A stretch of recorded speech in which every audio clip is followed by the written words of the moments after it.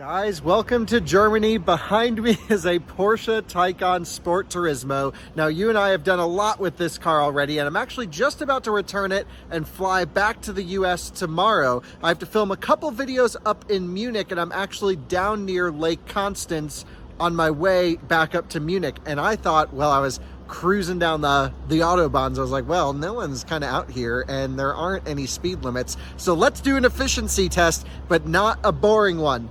I'm actually genuinely curious, never actually looked really, what's the worst range we can get out, not even worst range, what's the worst efficiency we can get out of a car while cruising quickly at pretty much top speed. Now, of course, there's other cars on the road, there's animals, there's corners, there's construction zones, but this is a pretty wide open section into Munich, and I'm really curious what kind of efficiency we're gonna get out of this Taycan just pegged at max speed. I'll take you on a quick tour of the car, a little bit of the testing procedures, and then I don't know. I really don't know what to expect. Is it going to be totally ludicrous, like worse than towing with an electric truck? Or is it going to be relatively efficient? I really don't know. I know it's not going to be great though. So let's take a look. I'm really doing this for my own curiosity. In the US, we're able to drive quite quickly, but usually just for quick bursts here and there. And then we obviously have to slow back down when we get to more, I don't know, congested areas, maybe with police and things like this. But here in Germany, there is a recommended speed of 130 kilometers per hour. But of course, that's just recommended. It's not required. And especially if traffic conditions allow, you can pretty much drive as fast as your car will go. Now, we, of course, need to be very respectful of lane discipline, all the other things we've talked about when driving here on German roadways. It's sort of a privilege to be able to come here and drive this car, of course. This is the Taycan Turbo Sport Turismo. We actually don't even get this variant in the US. We only get the GTS in the Sport Turismo shape, which is just like the Cross Turismo, but sits a little bit lower, a little bit of suspension kinematics change, and then no plastic body cladding. This one's sort of built for performance. It has the carbon ceramic brakes, which is great for cruising at high speed. We have the 21-inch, I want to say, maybe 20-inch Mission E design wheels. I think 21-inch wheels, and really meaty wheels. But this car, again, is not built for maximum efficiency. It doesn't have the aero wheels. This is the Turbo, and it's got the spicy wheels on it. So, and the ceramics and all this good stuff. There is the Turbo S, which sits above this car. This one's not that, but they have very similar top speeds and things like that. The Turbo S is more or less just a software tune to juice it even more. When driving, this car makes 460 kilowatts, is it 616 horsepower under normal conditions, but when you're in overboost, which is activated with launch control, you get 500 kilowatts or 670 horsepower, and that is pretty spicy. You definitely notice in Taycans a significant bump in power in every trim when you use the launch control function. Today, at least, we're not going to be doing that. We also want to see, thermal longevity of the drive systems and things like this. So I'm not doing us any favors by DC fast charging the car before we do this, but I am going to 100%, which lets the cooling fans run at lower power levels at high states of charge to hopefully cool everything back down. So we're going to go up to a full 100% charge on this particular test and then run it top speed, and then the Porsche will start yelling at us when we get low, and it will find us chargers all on its own. It has one of the best route planners in the industry. Really an awesome job. Plug and charge, great preconditioning logic with the new software, and we've done efficiency stuff in Taycan. We've shown they can go just about 300 miles on a charge at highway speeds at 70 miles an hour.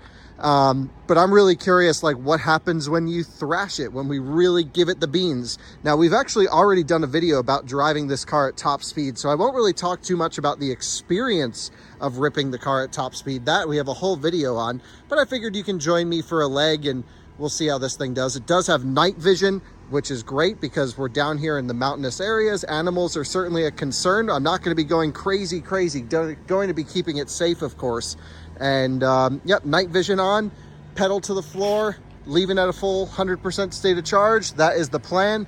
Charging up on an Alpitronic unit, my new favorite charging station in the world. It's just awesome. I hope to see some more hardware that can kind of compete with this. So we got to play around with some new stuff coming to the market, but charging is really where my efforts are going into. I think I'll be at this Charin conference coming up talking about charging infrastructure and things like this, because to me, all the cars are good. We're talking about how inefficient we can be in an electric car. It's so easy to get range and distance. We're like, okay, let's see how quickly we can burn the juice now. But really, the whole focus needs to be on our infrastructure, on charging, and getting these cars down the road. This is where, 95% of my efforts will be. So anyway, we'll let this thing complete at 100%. I'll throw it in Sport Plus to give it an extra aggressive cooling target while it's charging for the last few percent. Then we'll head out onto the Autobahns and rip this thing to see how much we can burn through the juice. I want to thank Chesapeake Climate Action Network Action Fund for sponsoring today's video. Now, here's the deal. This is your last opportunity to purchase a ticket to win a Rivian R1T or a Tesla Model S or X Plaid. They actually already own their Rivian R1T Launch Edition. Not this one, this one's mine, but they're ready to give it to you as soon as you win. All you have to do is go to evraffle.org, purchase a $200 ticket, and that enters you in for the best odds I've ever heard of winning one of these vehicles. Seriously, guys, like, the numbers are crazy. Your chances of winning in these raffles typically aren't that great. This one, actually, you might have a chance to win. So I would head over to evraffle.org, purchase a $200 ticket, and let me know which one of you guys gets the vehicle. We'll make a video with you after you win the thing. Thanks so much to Chesapeake Climate Action Network Action Fund for sponsoring today's video and supporting clean climate initiatives here in America. Sitting here in Sport Plus now, we're down to 36 degrees Celsius, which is pretty good actually. The car starts to really get into turtle mode above 55, so that gives us a pretty big temperature window to play around with for this test. And we're at 98%, doing 22 kilowatts, not bad. Cooling fans are ripping, and so I'm just gonna let this thing complete.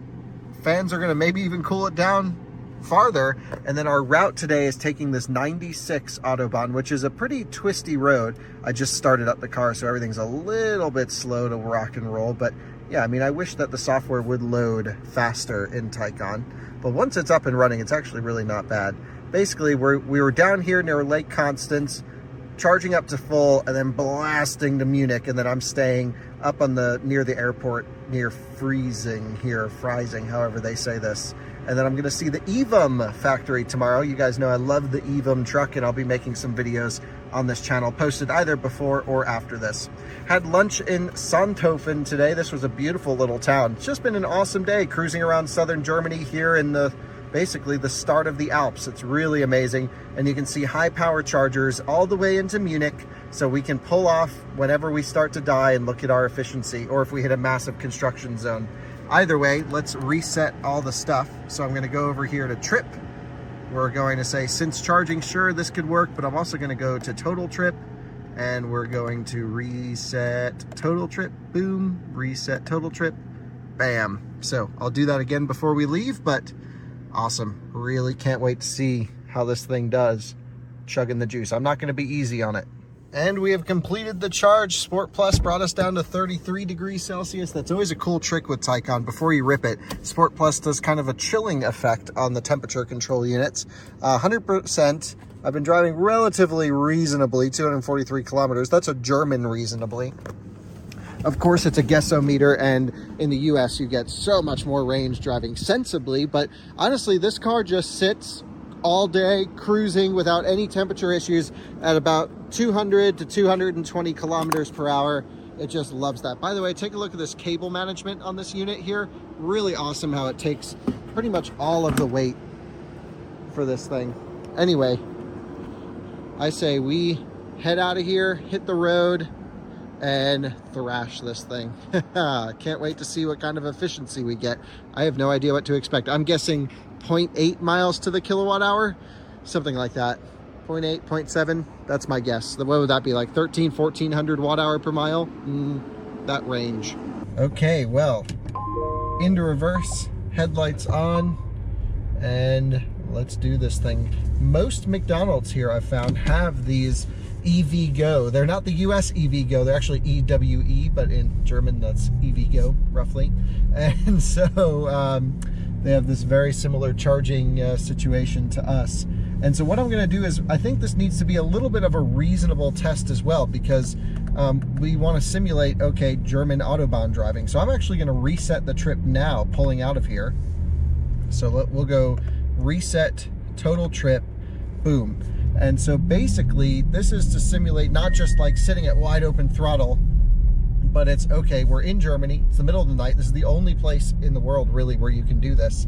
And so what kind of efficiency are we going to get by just hammering across the country is essentially what we're doing. So let's go. I love rear steering in Taycan. It's just so good. You just put a little bit of lock in and it dings around. You know, it's no EQS with 10 degrees, but it's actually pretty noticeable even with only 2.5 degrees or something like this. I don't know exactly what it is. We have matrix LED headlights already doing their magic right now, which is great. So it basically goes full high beams and then carves a little black space around a car coming at you or going away from you.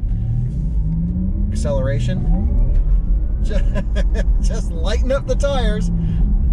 Man, this is just a freaking rocket ship. So we're gonna go towards Munich.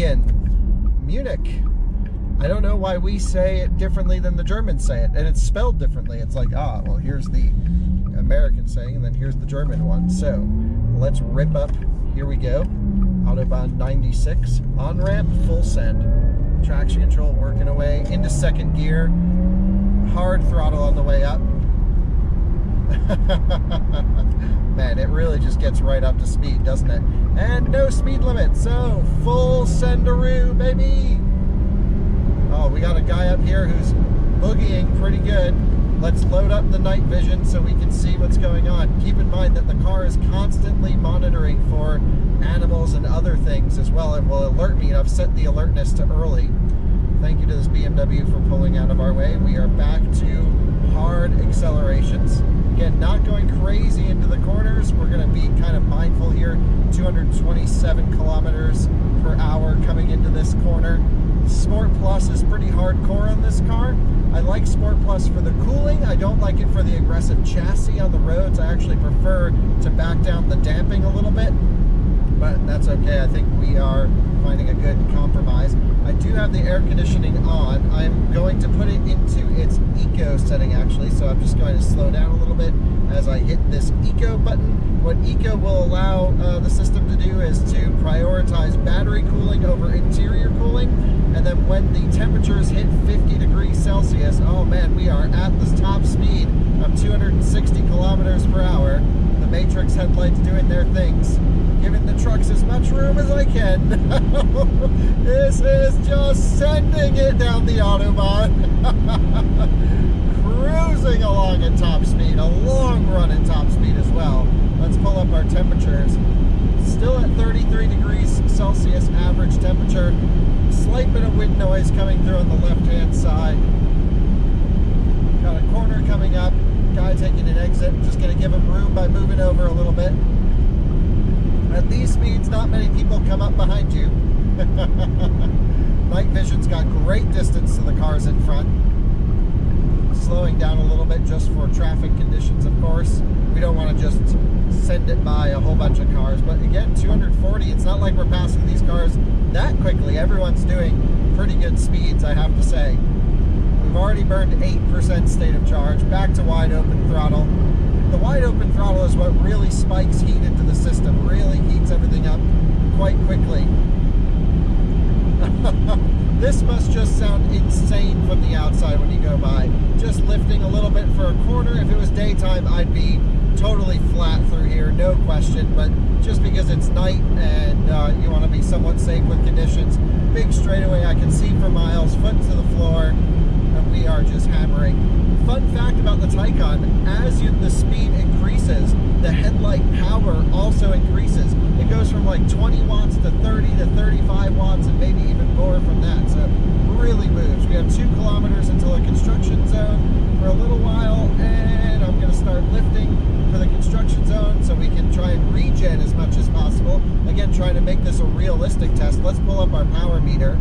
It says Achtung, something about we need to slow down at 800 meters. And I'm just basically, 100 kilometers right there. I'm basically maxing out our regen to bring us down to 80.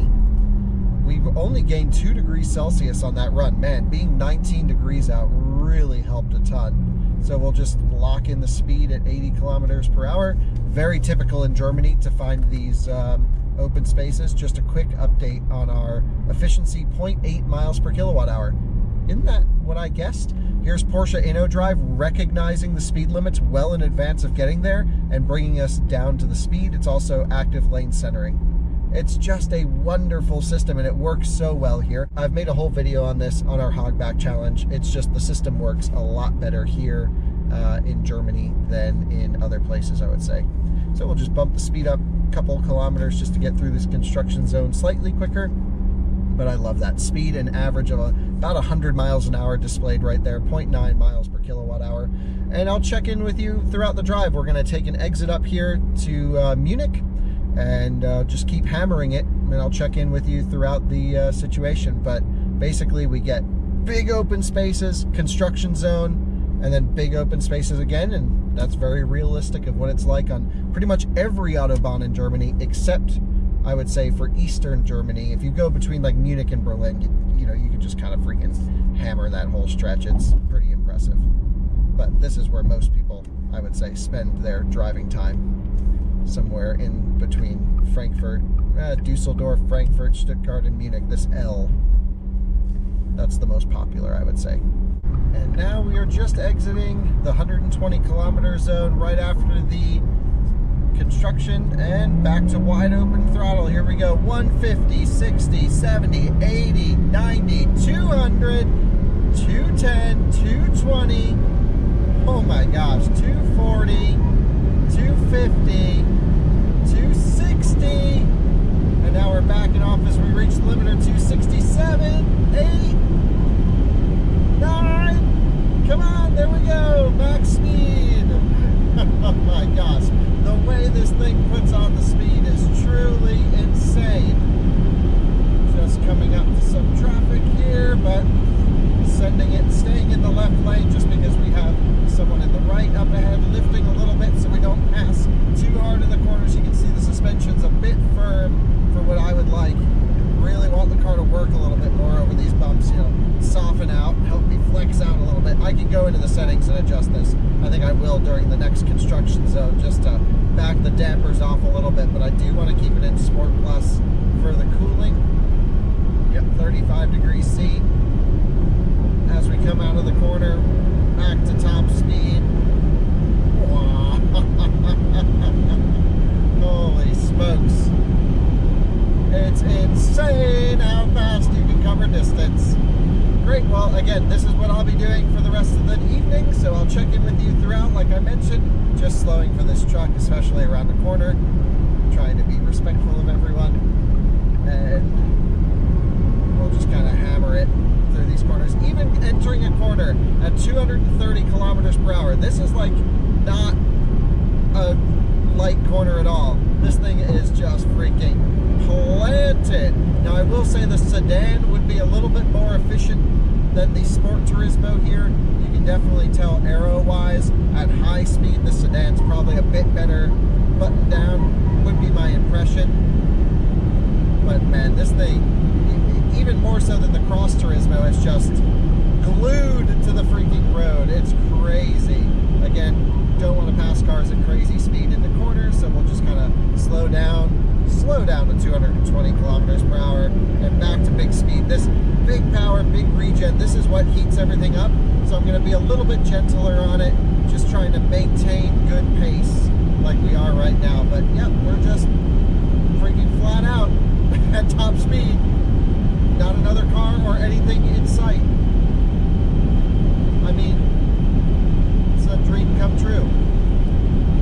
And the cool thing is we're doing 160 miles an hour roughly, 270 kph, and I can just relax. The car is so well balanced, so smooth. I'm just hanging out. And I see some speed signs here, so again, maximizing regen. We got to use a quick, and there could be a speed camera somewhere right around here. 265 kilowatt regen, and it can do it through ABS. Set the cruise to 100 kph. Anyway, it's basically this. You get the idea. Big stretch construction zone, big stretch construction zone. We're at 75% state of charge. Just to check in on our efficiency so far, we are at 0.9 miles per kilowatt hour. So let you know what it's like as we get throughout the drive. Well, it's just been a wide open run, and we are going to have a pretty cool one. There's a Model 3 right on my tail. We're just about to cross the de-restricted section. He's coming up next to us, and it's going to be a 3, 2, 1. Let's freaking run. He's wide open. I'm wide open. Oh, it's got to be a standard range because I'm just walking him. And just absolutely sending it past the Model 3. I let him come up next to me, and then I just nailed it. We had a little bit of fun, exchanged a couple thumbs up, a couple little weaves, and oh yeah, just in the freaking dust. This Taycan is a monster. It wants us to stop and charge over here. It's possible we might have to at this rate. Wow, I've had some really good wide open runs coming in, but now that we're getting in closer to Munich, yeah, and we're on the brakes, 120 zone. Hard brakes. These ceramics are just incredible. The braking power of this car, crazy. And back on cruise control. So it's faster than whatever Model 3 that was, and we're at 26% state of charge. Pretty crazy. I say we actually head over to this charging station because it's at a Porsche center right off the highway. It's probably one of the Porsche chargers. I think my guess is, as we get into Munich, there are de-restricted sections, but then lots of traffic. So I think if we stop here, this is pretty representative of rural German driving, which is kind of worst case scenario for EV efficiency. So yeah, I'll stop here at this charger in a few minutes, and it's in 5 kilometers, and we'll look at the data. Aha, big thumbs up from the Model 3, and there he goes. That was awesome. And now we've just arrived over to a Porsche center. Oh, cool 997 cup car looking thing in there. Ooh, GT4 back there. We got some cool stuff. iX3. Okay, let's take a look at the data. 1.1 miles per kilowatt hour. We burned through almost our whole battery in just about 100 kilometers, and that's to be expected. But again, quite a bit of construction zone. Temperatures have been pretty good now that it's colder outside. Really helps with the temperatures. Running Sport Plus helps. Turning AC off for the cabin helps. I got it up to about 52, 53 degrees Celsius. And then of course we were just in that little construction zone when the Model 3 passed. So, wow. So I figured maybe a little bit less construction zone, maybe a little bit more wide open throttle rather than just easing it up to speed. Yeah, you're about a mile per kilowatt hour, ripping at pretty high speed. So I don't believe the Porsche chargers plug and charge. At least I've never seen one do it. So I will tap my charging card. In we go. Boom. Maybe they do plug and charge, but tapping the card front loads it, speeds it up. We'll zap up, and what do we have in here? Good stuff. Panamera Sport Turismo GT4 RS. Whoa, that is really nice. 997 Racer. That looks pretty cool. Ooh, nice burgundy Panamera. Some classic stuff. Another GT4 right here. Man, this is a cool spec. Silver GT4 RS with silver wheels, understated, non-ceramic steel setup for the track. Love that. Oh my goodness, 993s in there. What kind of magical place have we arrived at? Any Porsche center in Germany is just filled with incredible hardware.